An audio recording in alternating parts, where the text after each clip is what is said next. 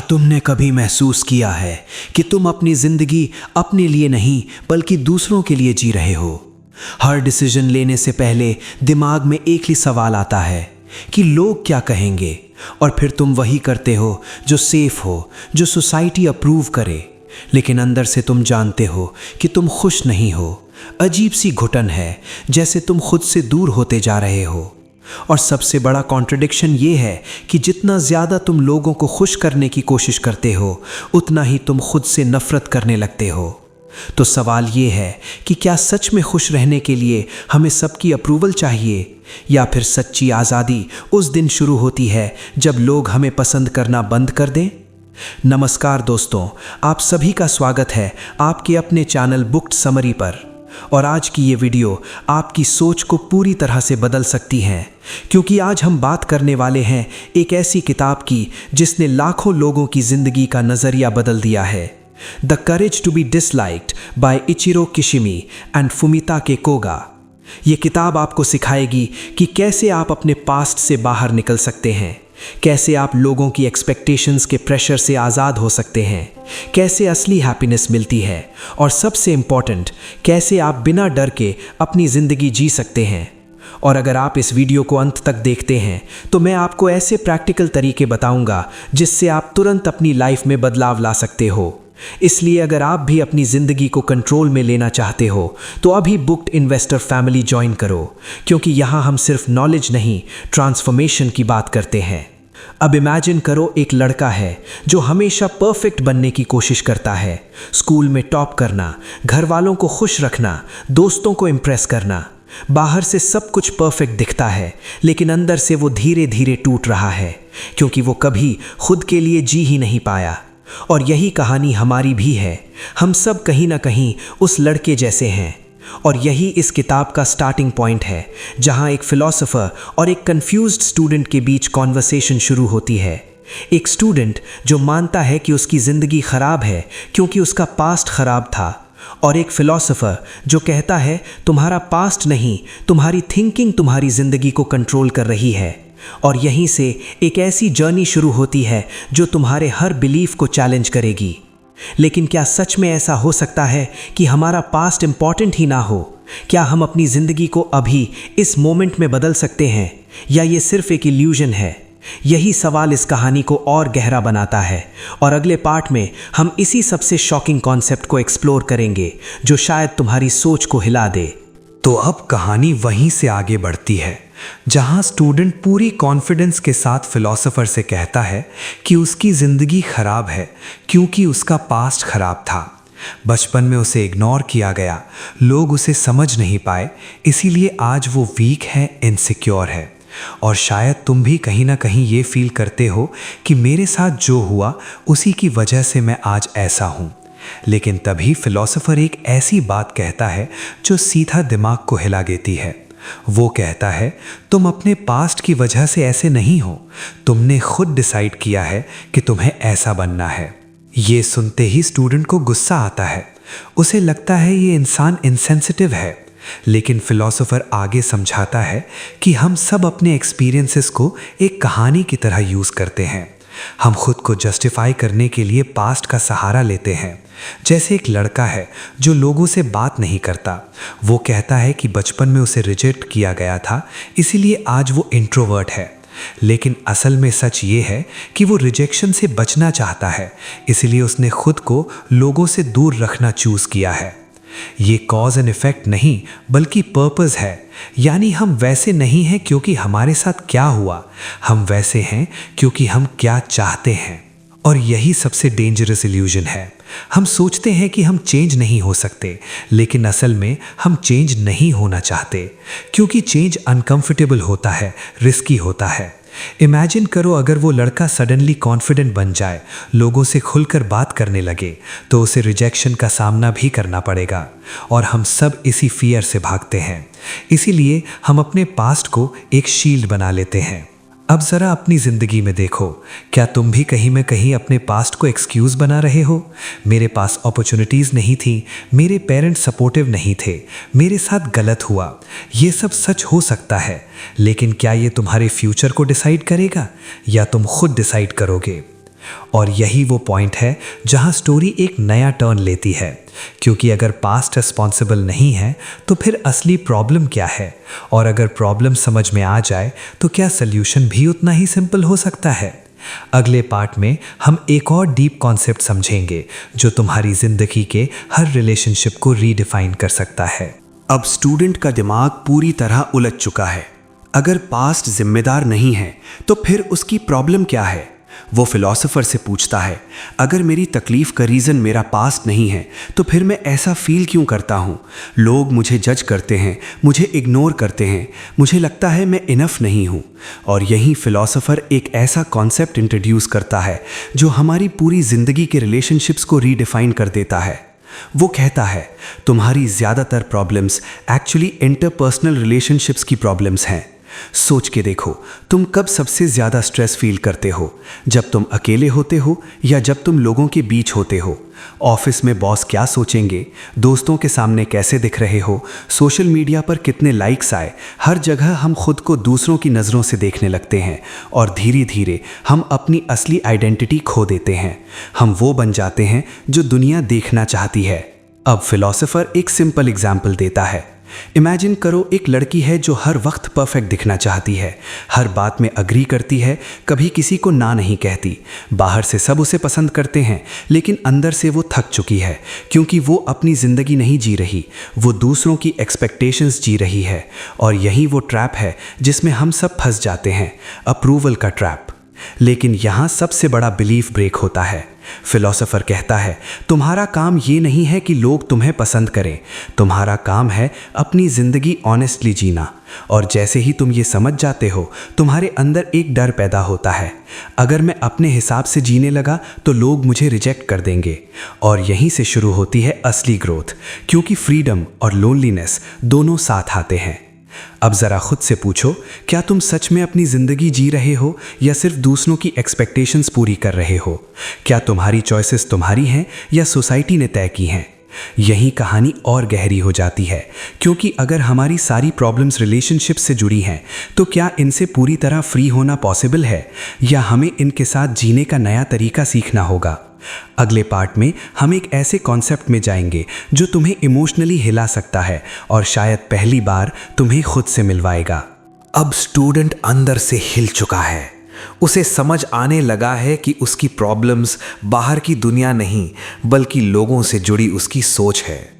लेकिन फिर भी उसके मन में एक डर है, अगर मैं लोगों को खुश करना छोड़ दूं तो क्या मैं अकेला नहीं पड़ जाऊंगा?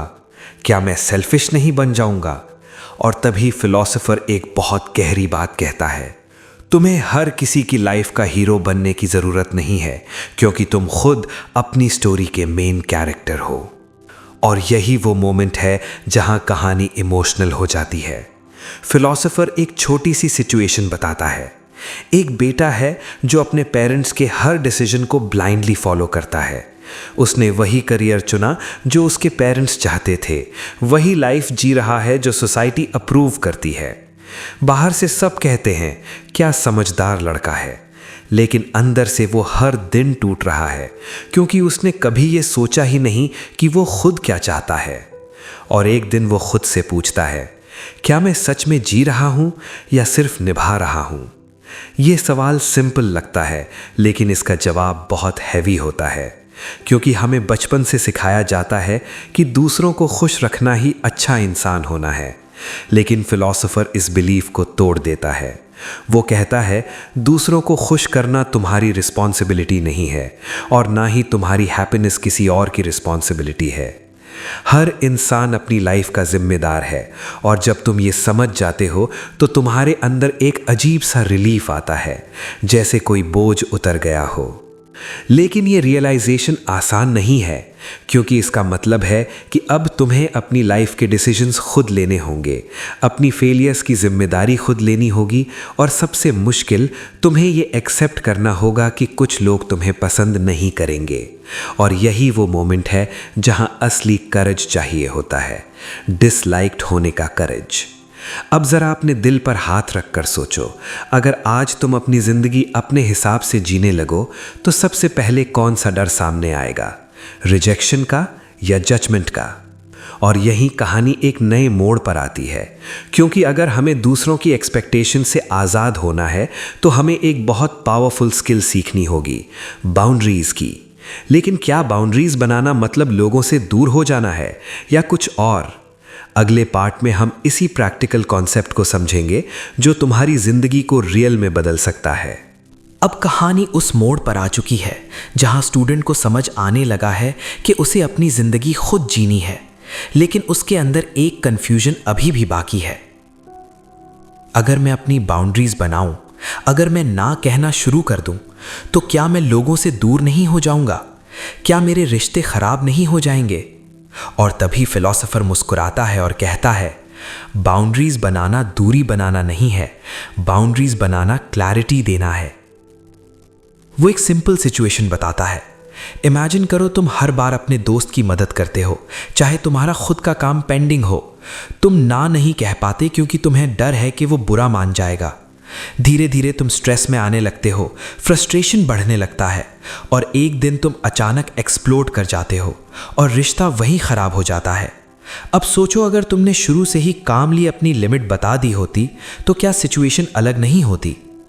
यही है बाउंड्रीज का असली मतलब। ये दूसरों को रिजेक्ट करना नहीं है, ये खुद को रिस्पेक्ट करना है। फिलॉसफर इसे एक और एंगल से समझाता है। तुम्हारा काम है अपने टास्क्स पूरे करना और सामने वाले का काम है उसके टास्क्स पूरे करना। अगर तुम हर बार दूसरों के टास्क्स अपने ऊपर लेने लगोगे तो तुम अपनी लाइफ खो दोगे, और यही गलती हम रोज करते हैं। अब इसे रियल लाइफ में अप्लाई करके देखो।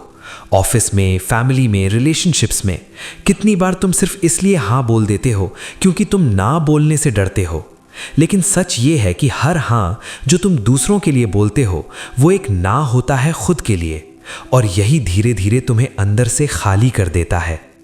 लेकिन यहाँ एक ट्विस्ट है, बाउंड्रीज बनाना आसान नहीं है, क्योंकि जैसे ही तुम चेंज होते हो लोग अनकंफर्टेबल होने लगते हैं। उन्हें लगता है तुम बदल गए हो, और यही सबसे बड़ा टेस्ट होता है। क्या तुम वापस पुराने वर्जन में लौट जाओगे या नए वर्जन को एक्सेप्ट करोगे? अब खुद से एक ऑनेस्ट सवाल पूछो, क्या तुम अपनी लाइफ के डिसीजंस खुद ले रहे हो या अभी भी दूसरों की एक्सपेक्टेशंस के हिसाब से रिएक्ट कर रहे हो? और यहीं से कहानी और डीप होने वाली है, क्योंकि सिर्फ बाउंड्रीज बनाना ही काफी नहीं है। असली खेल तो तब शुरू होता है जब तुम समझते हो कि हैप्पीनेस आती कहां से है और क्यों इतने लोग सब कुछ होने के बाद भी खुश नहीं होते। अगले पार्ट में हम एक ऐसे ट्रूथ को समझेंगे जो तुम्हारी खुशी की डेफिनेशन ही बदल देगा। अब स्टूडेंट को लगने लगता है कि शायद उसने जिंदगी को अब तक गलत तरीके से समझा था। उसने सोचा था कि हैप्पीनेस तब मिलेगी जब लोग उसे अप्रिशिएट करेंगे, जब उसे सक्सेस मिलेगी, जब सब कुछ उसके कंट्रोल में होगा। लेकिन फिर भी अंदर खालीपन क्यों है? और यही सवाल वो फिलॉसफर से पूछता है, आखिर असली हैप्पीनेस आती कहां से है? फिलॉसफर थोड़ा रुकता है और फिर एक बहुत ही सिंपल लेकिन पावरफुल जवाब देता है। हैप्पीनेस तब मिलती है जब तुम्हें लगे कि तुम किसी के लिए यूजफुल हो, जब तुम्हें लगे कि तुम्हारी प्रेजेंस किसी की लाइफ में वैल्यू ऐड कर रही है। और ये सुनकर स्टूडेंट कंफ्यूज हो जाता है, क्योंकि उसे लगता है कि अभी तक तो वो दूसरों को खुश करने की कोशिश ही कर रहा था, फिर ये अलग कैसे है? यहीं पर एक डीप डिफरेंस सामने आता है। लोगों को प्लीज करना और कंट्रीब्यूट करना दोनों अलग चीजें हैं। जब तुम प्लीज करते हो तो तुम अप्रूवल के लिए करते हो, बदले में कुछ एक्सपेक्ट करते हो। लेकिन जब तुम कंट्रीब्यूट करते हो तो तुम बिना किसी एक्सपेक्टेशन के वैल्यू देते हो, और यही तुम्हें अंदर से फुलफिल करता है। फिलॉसफर एक एग्जाम्पल देता है। इमेजिन करो, एक डॉक्टर है जो सिर्फ पैसे के लिए पेशेंट्स देखता है, और दूसरा डॉक्टर है जो जेन्युइनली चाहता है कि उसके पेशेंट्स ठीक हो जाएं।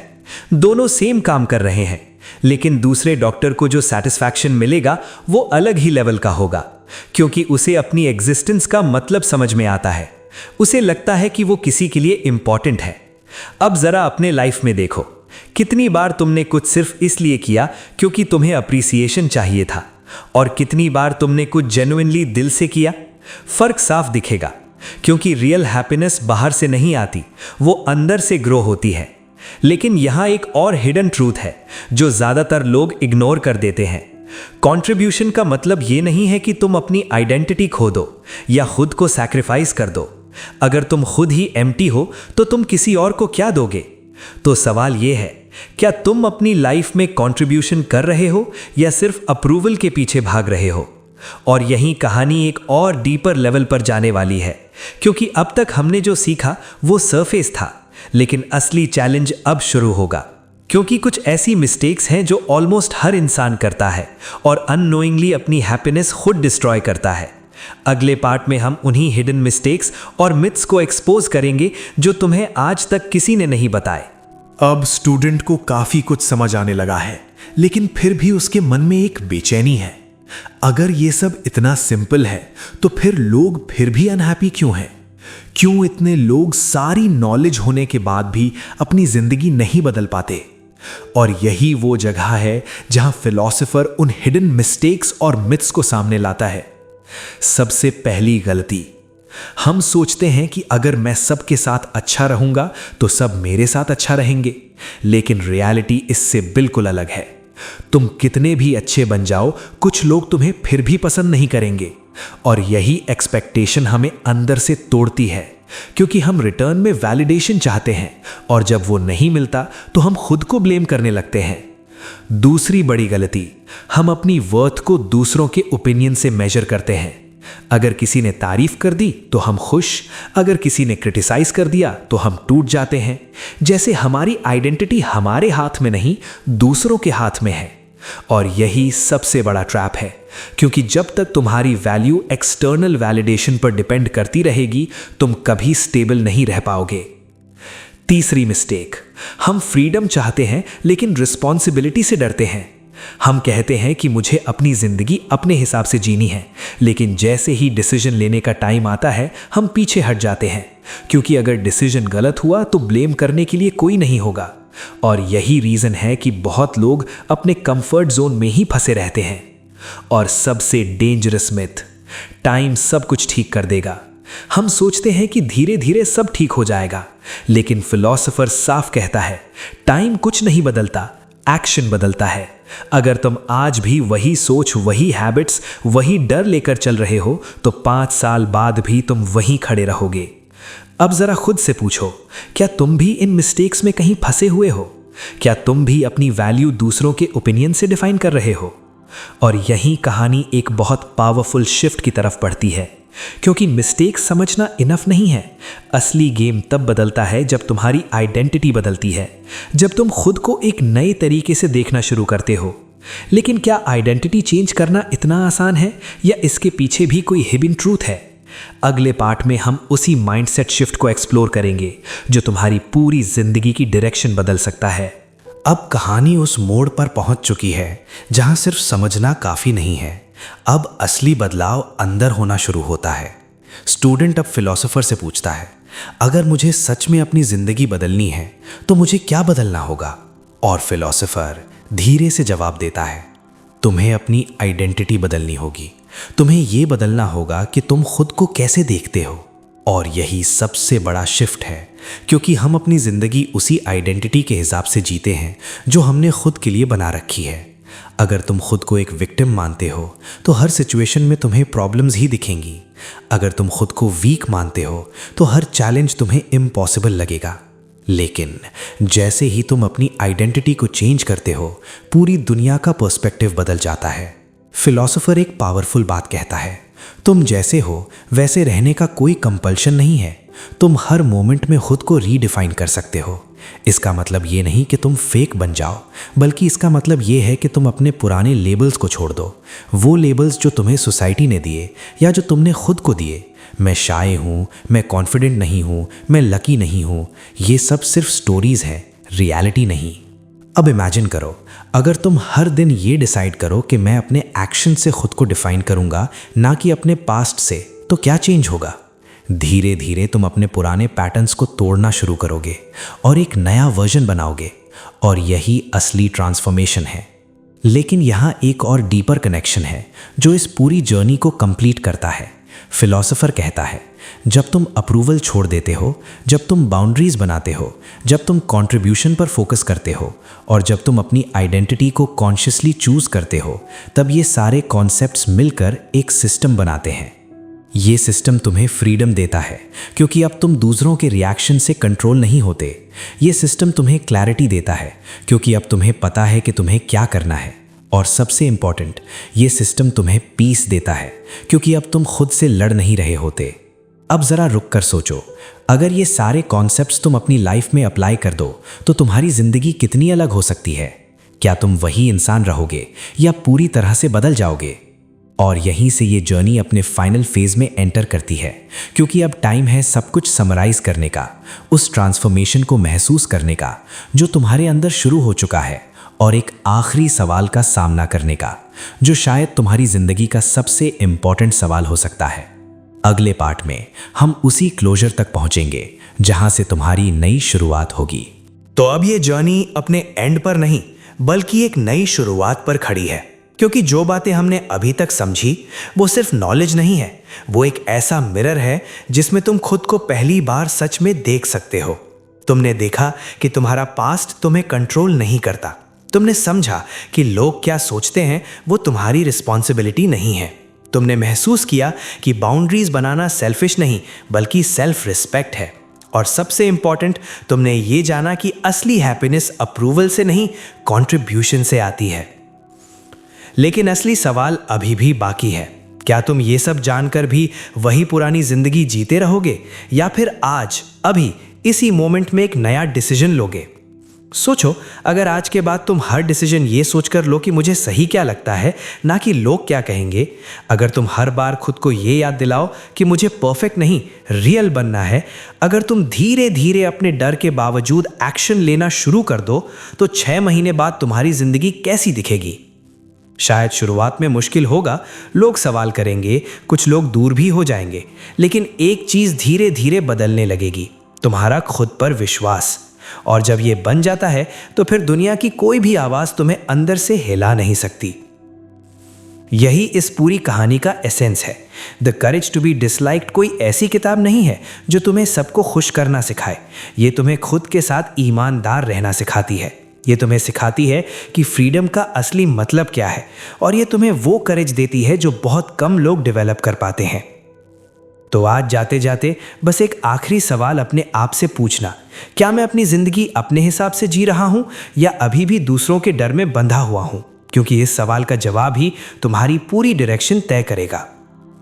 अगर तुम्हें ये जर्नी वैल्यूएबल लगी, अगर तुम सच में अपनी जिंदगी में ये बदलाव लाना चाहते हो, तो अभी बुक समरी फैमिली ज्वाइन करो और ऐसे ही पावरफुल समरीज के लिए हमारे दूसरे चैनल बुक्ड समरी को भी ज़रूर सपोर्ट करो, क्योंकि यहाँ हम सिर्फ किताबों की बातें नहीं करते, हम रियल ट्रांसफॉर्मेशन की बात करते हैं। और अगर तुम इस किताब को खुद पढ़कर डीपली समझना चाहते हो तो नीचे दिए गए लिंक से ज़रूर खरीदो, buy the courage to be disliked.